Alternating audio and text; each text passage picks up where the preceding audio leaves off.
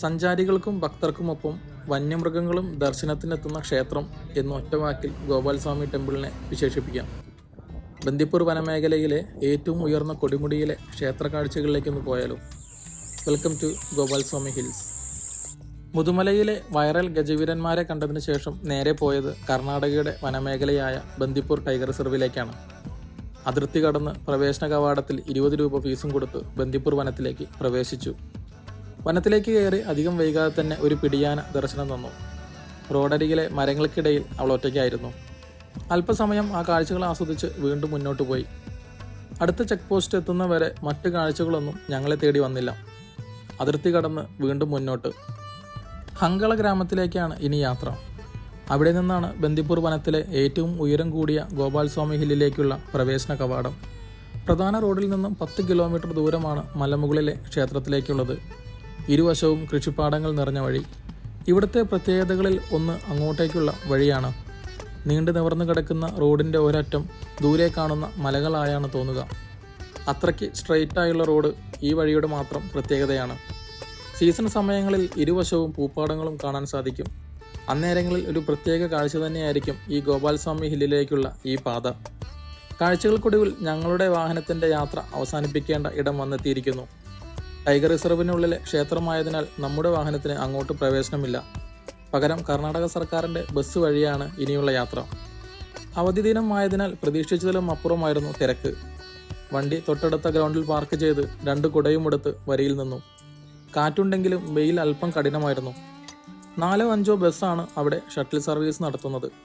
നിൽക്കുന്ന വരിയുടെ നീളം വെച്ച് ഏകദേശം 1 മണിക്കൂറിന് മുകളിൽ നിൽക്കേണ്ടി വരും എന്നുള്ളതാണ് അവിടുത്തെ ആളുകളിൽ നിന്നും മനസ്സിലായത്. ബസ് അല്ലെങ്കിൽ മറ്റൊരു മാർഗം ജീപ്പാണ്. 800 രൂപയാണ് ജീപ്പ് ചാർജ്. പക്ഷേ പോയി മടങ്ങി വരുമ്പോഴേക്കും സമയം ഏറെക്കുറെ സമമായിരിക്കും. പക്ഷേ വരി നിൽക്കാതെ പോകാം എന്നൊരു ഗുണം മാത്രം. മുകളിൽ നിന്നും വരുന്ന ബസ് നോക്കി വരിയിൽ അങ്ങനെ നിന്നു. തിരക്ക് കൂടുതലായതിനാൽ പുറത്തുനിന്ന് മറ്റൊരു ബസ് സർവീസിന് വരുന്നുണ്ട്.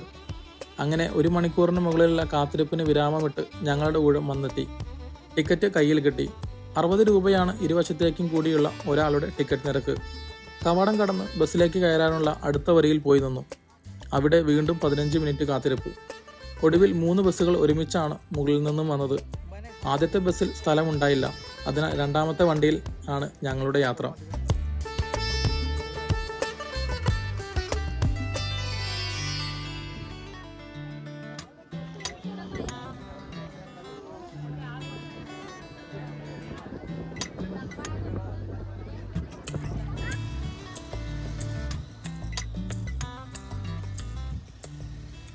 വീഡിയോ എടുക്കേണ്ടതിനാൽ മുന്നിലെ സീറ്റിൽ തന്നെ ഇരുന്നു. ഇനി മലമുകളിലേക്കുള്ള യാത്ര. കുത്തനെയുള്ള കയറ്റം കാരണം ബസ് പതിയെ മാത്രമേ കയറൂ. സീ ലെവലിൽ നിന്നും ഏകദേശം 4770 അടിയിലേക്കാണ് നമ്മൾ പ്രവേശിക്കാൻ പോകുന്നത്. ബന്ദിപ്പൂർ വനമേഖലയിലെ ഏറ്റവും ഉയർന്ന കൊടുമുടി. ബസ് ഓരോ ദൂരം പിന്നിടുമ്പോഴും ചുറ്റുമുള്ള കാഴ്ചകൾ കൂടുതൽ മനോഹരമായി കൊണ്ടിരിക്കുകയാണ്. ക്ഷേത്രത്തിലേക്ക് അടുക്കുന്തോറും റോഡരികിൽ ആനപ്പിണ്ടത്തിൻ്റെ സാന്നിധ്യം കൂടി വന്നു. പലപ്പോഴും പകൽ സമയങ്ങളിൽ ക്ഷേത്ര പരിസരത്ത് ഒരു കൊമ്പൻ്റെ സാന്നിധ്യം ഉണ്ടാകാറുണ്ട്. അതിനാൽ ആ പ്രതീക്ഷയും കൊണ്ടാണ് മുന്നോട്ടുള്ള യാത്ര.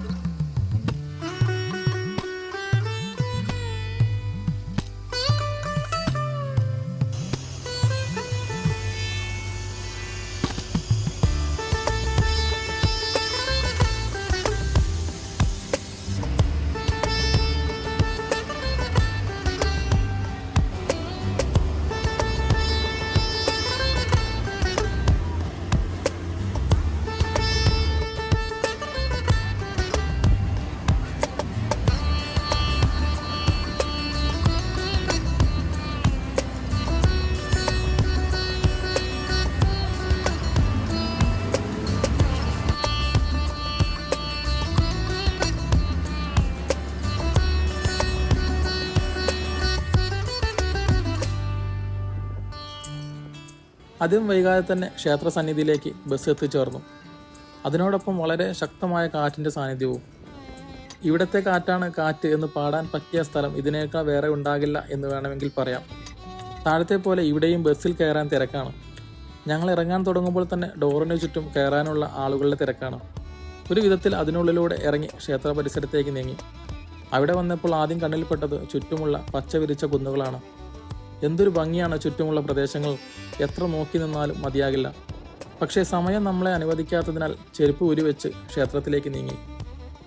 1315 ഹൊയ്സാല കാലഘട്ടത്തിലാണ് വീരബല്ലാല രാജാവ് ഈ ഐതിഹാസിക ക്ഷേത്രം നിർമ്മിച്ചത്. പിന്നീട് മൈസൂരിലെ വോഡയാർ രാജവംശം ഈ ക്ഷേത്രം മെച്ചപ്പെടുത്തി. ഹിന്ദു ദൈവമായ കൃഷ്ണന്റെ പേരുകളിലൊന്നായ ഗോപാലസ്വാമിക്കാണ് ഈ ക്ഷേത്രം സമർപ്പിച്ചിരിക്കുന്നത്. ക്ഷേത്രത്തിൻ്റെ ഗോപുരം ഒറ്റത്തട്ടാണ്. ചുറ്റുമതിലിൻ്റെ ചുവരിലാണ് നിലകൊള്ളുന്നത്. മുഖമണ്ഡപത്തിൽ ഒരു ധ്വജസ്തംഭവും ഒരു ബലിപീഠവുമുണ്ട്. ശ്രീകോവിലിന് മുകളിൽ ഒരു ശിഖര ഗോപുരവുമുണ്ട്. മരത്തിൻ്റെ ചുവട്ടിൽ ഓടക്കുഴൽ പിടിച്ചിരിക്കുന്ന കൃഷ്ണന്റെ വിഗ്രഹമാണ് ഇവിടത്തേത്.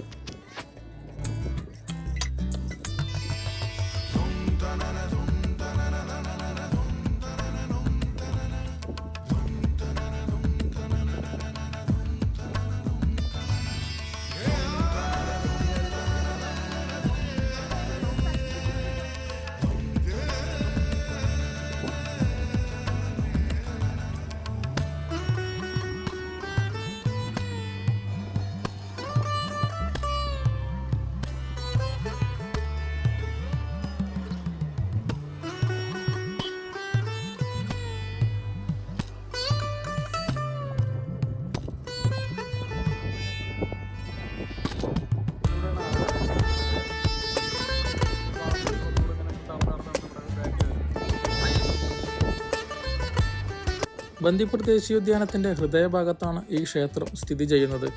കടുവ, പുള്ളിപ്പുലി, കാട്ടുനായ്ക്കൾ തുടങ്ങിയ വന്യജീവികളുടെയും കാട്ടുപോത്ത്, ചിറ്റൽ, സാമ്പാർ തുടങ്ങിയ സസ്യബുക്കുകളുടെയും പ്രധാന ആവാസ കേന്ദ്രമാണ് ഈ ക്ഷേത്രം. ക്ഷേത്ര പരിസരത്തിനപ്പുറം കടക്കുന്നത് 1972 നിയമപ്രകാരം കുറ്റകരമാണ്. വന്യജീവികളുടെ സ്ഥിരം സാന്നിധ്യമുള്ള സ്ഥലമായതിനാൽ രാവിലെ 8:30 മുതൽ വൈകിട്ട് 4 വരെയാണ് അനുവദിച്ചിട്ടുള്ള സമയം. പൂക്കൾ, പഴങ്ങൾ തുടങ്ങിയ പൂജയ്ക്ക് ഉപയോഗിക്കുന്ന വസ്തുക്കൾ മാത്രമേ മുകളിലേക്ക് കൊണ്ടുപോകാൻ അനുമതിയുള്ളൂ. അതും പ്ലാസ്റ്റിക് അല്ലാത്ത ബാഗുകളിൽ മാത്രം. ഒരു തരത്തിലുള്ള പ്ലാസ്റ്റിക് കൊണ്ടുപോകാനും കഴിയില്ല എന്ന് പ്രത്യേകം ഓർക്കണം. ഭക്ഷ്യവസ്തുക്കൾ കൊണ്ടുപോകാൻ അനുവാദമില്ലെങ്കിലും ക്ഷേത്ര സന്നിധിയിലുള്ള അന്നദാനം സഞ്ചാരികൾക്ക് ഒരു ആശ്വാസമാണ്. സാധാരണ ഈ മലമുകളിലെത്തിയാൽ കോടമഞ്ഞ് കാരണം ചുറ്റുമുള്ള ഒന്നും തന്നെ കാണാൻ കഴിയാത്ത സാഹചര്യമാണ് ഉണ്ടാകാറ്. പക്ഷേ ഇന്ന് എല്ലാം കൊണ്ടും നല്ലൊരു അന്തരീക്ഷമാണ്. ബന്ദിപ്പൂർ ഗാർഡൻ്റെ കൂടുതൽ മനോഹരമായ മറ്റൊരു ഭാഗമാണ് ഈ ക്ഷേത്ര സന്നിധിയിൽ നിന്നും കാണാൻ സാധിച്ചത്. ഇനി തിരിച്ചു പോകാനുള്ള സമയമായി. താഴെ നിന്നും ബസ്സുകൾ വന്നുകൊണ്ടിരിക്കുകയാണ്. അത്തരത്തിൽ തിരിച്ചു പോകാനുള്ള ഒരു ബസ്സിൽ കയറിയിരുന്നു. ഇത്തവണ തിരക്കില്ലായിരുന്നു. തിരിച്ചുള്ള യാത്രയിൽ റോഡരികിൽ 3 ആനകളെ കണ്ടെങ്കിലും വണ്ടി നിർത്താത്തതിനാൽ കൂടുതൽ സമയം ആ കാഴ്ച ആസ്വദിക്കാൻ കഴിഞ്ഞില്ല. വണ്ടി താഴെ എത്തിയപ്പോഴേക്കും രാവിലത്തെ അതേ തിരക്ക്. യാതൊരു കുറവും സംഭവിച്ചിട്ടില്ല. അല്പം വെയിൽ കൊണ്ടാലും ഈ ഒരു യാത്ര അതൊരു വല്ലാത്ത അനുഭവം തന്നെയാണ്. യാത്ര തുടരുകയാണ്. ഇനി ലക്ഷ്യം മൈസൂരാണ്. മൈസൂർ വിശേഷങ്ങളുമായി ഉടനെ വരാം.